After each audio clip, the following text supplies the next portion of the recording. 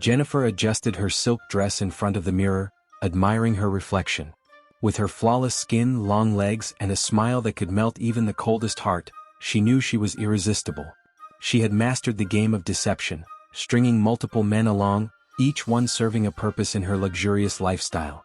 There was David, the oil tycoon who showered her with expensive jewelry, Richard, the politician who covered her rent in the city's most elite neighborhood, and Samuel, the real estate mogul who funded her extravagant vacations. They all thought they were special. Little did they know they were mere pawns in her game. Tonight she was meeting a new prospect, Andrew. From what she had gathered, he was a wealthy businessman with no wife, no children, and an endless bank account. The perfect target.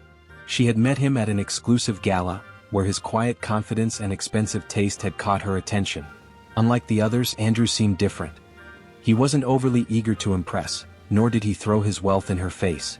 He was composed, mysterious, and above all, patient. Jenifer was intrigued, but she remained cautious. She had seen men like him before, men who appeared too good to be true. But no matter how different he seemed, she was sure of one thing. He would fall for her, just like the rest. Jenifer arrived at the exclusive restaurant where Andrew had invited her. The ambience was exquisite, dim lighting, soft classical music, and the scent of expensive wine lingering in the air. She walked in with confidence, her red dress hugging her curves perfectly. Heads turned as she approached the reserved table, where Andrew was already seated, dressed in an impeccably tailored black suit. "Jenifer," he said smoothly, standing to pull out her chair. His deep voice sent a shiver down her spine, though she quickly dismissed it. "You're quite the gentleman," she replied with a charming smile as she sat. "I try," he said, his gaze lingering on her, not with hunger like the other men, but with something deeper, something unreadable. As the evening progressed, Jenifer found herself unexpectedly drawn to Andrew. He was unlike any man she had encountered. He wasn't boastful about his wealth, nor did he try to impress her with grand gestures. Instead, he listened intently, asking about her dreams, her thoughts, even her fears. She fabricated most of her answers, of course, telling him exactly what she knew men wanted to hear. But there was something about his gaze that made her feel as though he could see right through her lies. When dinner ended, Andrew escorted her outside, where his sleek black car awaited. "I'd like to see you again," he said, his fingers brushing against her hand. Jenifer smiled. "I'd like that too." But as she watched his car disappear into the night, an unexplainable feeling settled in her chest. For the first time, she wasn't entirely sure who was playing who. Jenifer couldn't stop thinking about Andrew. His presence lingered in her mind in a way no other man had. Usually, she was the one in control, effortlessly manipulating her lovers to her advantage. But Andrew was different. There was something unsettling about the way he looked at her, as if he could read her every thought. And yet, she was drawn to him, perhaps because of the mystery that surrounded him. True to his word, Andrew wasted no time in arranging their next meeting. He invited her to his penthouse, a lavish suite overlooking the city skyline. As she stepped inside, her breath caught at the sheer elegance. The place was unlike anything she had ever seen: grand chandeliers, expensive artwork, and a scent that was both intoxicating and unfamiliar. "You have a beautiful home," she said, running her fingers over the smooth surface of a marble table. "Thank you," Andrew replied, handing her a glass of wine. "I prefer my space to be comfortable." She took a sip, her eyes meeting his over the rim of the glass. There was something in his stare, intense, almost predatory. But she ignored the unease that pricked at the back of her mind. After all, she had dealt with powerful men before. Andrew was just another conquest, another source of wealth to be drained. "You're different from the men I usually meet," she said, flashing her most seductive smile. "And you, Jenifer, are different from the women I usually meet," he replied, his voice smooth as silk. As the night went on, Jenifer found herself slipping deeper into his world. But what she didn't know was that she had already stepped into a web she might never escape. Jenifer woke up to the soft glow of morning light filtering through the luxurious silk curtains of Andrew's penthouse. She stretched lazily, the memories of the night before flooding her mind. Unlike her usual lovers, Andrew hadn't rushed into anything. He had been patient, almost too patient, as if he were studying her, waiting for the perfect moment. She turned to see him standing by the floor-to-ceiling window, his back to her, dressed in nothing but his pajama trousers. His physique was impressive, toned yet lean, but there was something unsettling about the way he stood, so still, almost unnatural. "You're awake," he said without turning around. "I am," she replied, propping herself up on one elbow. And I must say last night was different. Andrew finally turned, his lips curling into a smile. Different can be good. She let out a soft chuckle. It depends. Some differences can be dangerous. Andrew took slow, measured steps toward her, sitting on the edge of the bed. He reached out, gently tucking a strand of hair behind her ear. Are you afraid of danger, Jenifer? She held his gaze, determined not to let his intensity unnerve her. I've handled men far more dangerous than you. His smile deepened, but there was something almost knowing in his eyes. We'll see about that. Before she could respond, he reached into the drawer beside the bed and pulled out a small velvet box. He placed it in her palm, his fingers lingering over hers. A gift, he murmured. Jenifer opened it, gasping at the sight of a dazzling diamond bracelet. It was worth more than anything she had ever received. Andrew, this is... She hesitated, suddenly feeling as though accepting it meant something more than just a simple exchange of affection. It's just the beginning, he whispered. Jenifer smiled, but deep inside, a small voice whispered a warning. She had played this game for years, but for the first time, she wondered if she had just made a deal with something far beyond her understanding. Jenifer admired the diamond bracelet on her wrist, letting the stones catch the morning sunlight. The weight of Andrew's gift thrilled her, but something about the way he had given it unsettled her. She had received expensive gifts before, watches, cars, even an apartment, but this felt different. It was as though Andrew had placed an invisible chain around her wrist, binding her to something she didn't yet understand. I hope you like it, Andrew said, watching her closely. It's beautiful, she replied, flashing her most charming smile. But you really didn't have to. I wanted to. His voice was soft, but there was an edge to it, like he was testing her reaction. A woman like you deserves the best. Jenifer knew how to play along. And a man like you deserves a woman who appreciates it. Andrew chuckled, running his fingers lightly along her arm. Then we understand each other. She nodded, but the moment felt heavier than it should have. Before she could think too much about it, Andrew's phone rang. He glanced at the screen, his expression unreadable, then stood. I have to take this. Feel free to stay as long as you like. Jenifer watched as he walked out to the balcony, speaking in hushed tones. She could barely make out the conversation, but certain words stood out, words that made her skin crawl. Not yet, she's different. I'll know soon. She stiffened. Was he talking about her? And why did his tone sound so calculating, so inhuman? A chill ran down her spine as she realized something. Andrew wasn't just different. He was hiding something. And for the first time, she wondered if she had walked into something far more dangerous than she had bargained for. Jenifer remained still, listening as Andrew's deep voice carried through the open balcony door. His words were low, deliberate, as if carefully chosen. The more she listened, the more uneasy she became. She fits the pattern.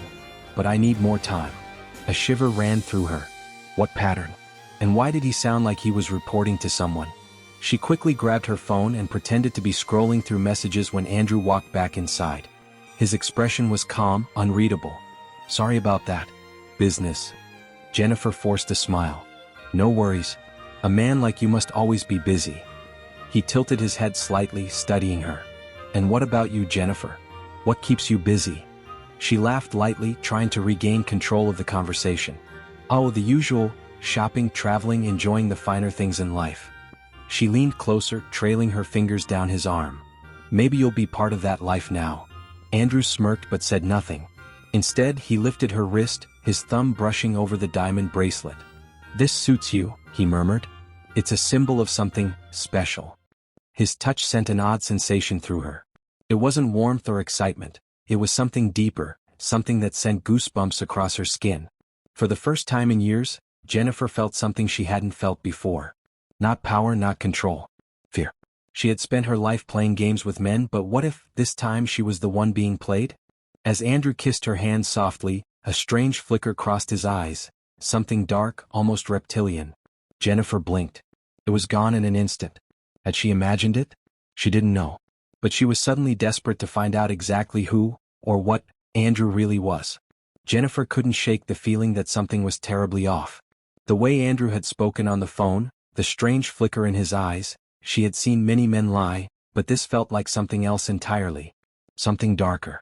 As she left Andrew's penthouse later that afternoon, she made a silent vow to find out more about him. Usually she never bothered investigating her lovers. Their wealth was all that mattered. But with Andrew, curiosity and unease gnawed at her. She slid into her car and dialed her friend Vanessa, the only person she truly trusted. "Hey V, I need a favor." "Oh?" Vanessa teased. "What kind of trouble are you getting into now?" "It's not trouble," Jenifer lied. "I just need you to dig up some information on someone." "Let me guess. Another rich boyfriend?" Jenifer hesitated before responding. "Something like that." Vanessa sighed dramatically. "Fine. What's his name?" "Andrew. Andrew Okoro. He's a businessman, but I don't know much else." "Got it. Give me a day." Jenifer ended the call and exhaled deeply. She didn't know what she was looking for, but something in her gut told her Andrew wasn't just another wealthy man. That night, as she lay in bed, the feeling of unease worsened. The room felt colder than usual, the shadows stretching unnaturally across the walls. She told herself she was being paranoid, but then, a whisper, indistinct, right by her ear. She shot up, heart pounding. "Who's there?" Silence. The air was thick, suffocating. She reached for her bedside lamp, but before she could turn it on, something moved in the darkness. A shadow. Watching her. Jenifer scrambled to switch on the light. The moment the room illuminated, the shadow was gone. But the sense of being watched remained. And for the first time in her life, she wasn't afraid of losing money. She was afraid of losing herself. Jenifer barely slept that night. Every time she closed her eyes, she felt as though something, or someone, was watching her. The strange whisper, the shifting shadows. None of it made sense. She had always been a woman who thrived on control, yet for the first time she felt completely powerless. By morning she was exhausted but determined. She needed answers. As she got ready, her phone buzzed. It was Vanessa. "Jen, I don't know who this Andrew guy is, but something about him isn't right," Vanessa said without greeting. Jenifer's stomach tightened. "What do you mean?" "I dug around and here's the weird part, there's no real record of him. No childhood history, no known relatives, nothing. It's like he just appeared out of nowhere a few years ago." Jenifer's grip on her phone tightened. "That's impossible. He's a businessman. He has money, properties." "I know," Vanessa interrupted. "But that's all recent. There's no proof of where his wealth came from. It's like he wasn't a person before then." Jenifer swallowed hard. This was getting stranger by the second. Maybe he changed his name? Maybe, Vanessa admitted. But here's the creepiest part. I found an old newspaper article from 6 years ago. There was a woman, Anita Williams, who was last seen with a man matching Andrew's description. She vanished without a trace. Jenifer's breath hitched. "What?" "The police never found her," Vanessa continued. "And guess what? She was a lot like you, young, beautiful, and known for dating rich men." A cold chill ran down Jenifer's spine. She suddenly felt lightheaded, as if the walls were closing in. "Jen, I don't know what's going on, but be careful," Vanessa warned. "This guy isn't normal." Jenifer ended the call, her hands shaking. For the first time, she wondered if her game of deception had led her into something truly dangerous. And worst of all, she might not be able to escape. Jenifer sat frozen, Vanessa's words replaying in her head. "A woman like you, vanished without a trace." Her instinct screamed at her to walk away from Andrew. She had played dangerous games before, but this was different. It wasn't just a possessive man or a vengeful ex. This felt unnatural. But the problem was, Andrew was rich. Wealthier than any man she had ever dated. If she left now, she'd be walking away from a fortune. And after all, Vanessa's findings weren't proof. Just coincidences, right? Trying to shake off the fear, Jenifer decided to meet Andrew again, but this time on her terms. She needed to get closer to figure out who he really was. If something felt too dangerous, she'd leave. That evening, Andrew invited her to his private villa outside the city. The drive there was long, winding through dense forest roads. The deeper she went, the more uneasy she felt. The sun had nearly set when she arrived, casting eerie shadows over the massive estate. Andrew greeted her at the entrance, dressed in a deep blue robe that made him look almost regal. "I'm glad you came," he said, his eyes locked onto hers. "Of course," she replied smoothly, hiding her nervousness. "I wouldn't miss it." As she stepped inside, she noticed something strange. The house was grand, but it lacked the warmth of a home. There were no family pictures, no signs of personal life, just expensive furniture and dimly lit hallways that stretched into darkness. Andrew led her to the dining room, where an elaborate feast was laid out. "You look tense," he observed, pouring her a glass of wine. Jenifer forced a smile. "I guess I'm just not used to being so far from the city." Andrew chuckled, his fingers tapping the rim of his glass. Sometimes distance is necessary. It helps us see the truth more clearly. Something about his words sent a chill down her spine. She picked up her wine glass, but just before taking a sip, she noticed something. Andrew wasn't drinking his. Instead, he was watching her. Waiting. Her pulse quickened. For the first time, she realized she might not be the hunter in this game. She might be the prey. Jenifer stared at the deep red liquid in her glass, her fingers tightening around the stem. The air in the room felt heavier, charged with something unseen. Andrew hadn't touched his drink. He was watching her, his lips curled into an unreadable smile. She had been in situations like this before, men who thought they owned her just because they had money. But Andrew was different. He wasn't just controlling, he was expecting something from her. She twirled the glass in her hand, feigning amusement. "You're not drinking?" Andrew's eyes flickered, his expression calm.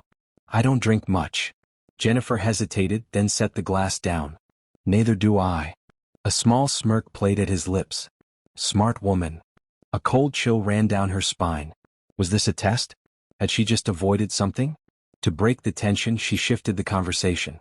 "This place is beautiful, but it doesn't feel like a home. There are no family pictures, no personal touches."